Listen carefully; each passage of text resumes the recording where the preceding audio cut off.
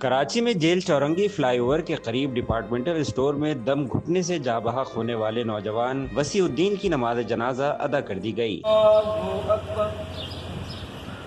नमाज जनाजा में रिश्तेदार, दोस्त, अहबाब और अहले इलाका ने शिरकत की। गुलिस्तान जौहर परफ्यूम चौक के रिहायशी वसीउद्दीन का गुज़िश्ता रोज नौकरी का पहला दिन था। नमाज जनाजा के मौके पर रिक्कत आमेज मनाजिर भी देखने में आए, जहाँ वसी के अहले खाना अपने प्यारे के बिछड़ जाने पर गमज़दा नजर आए।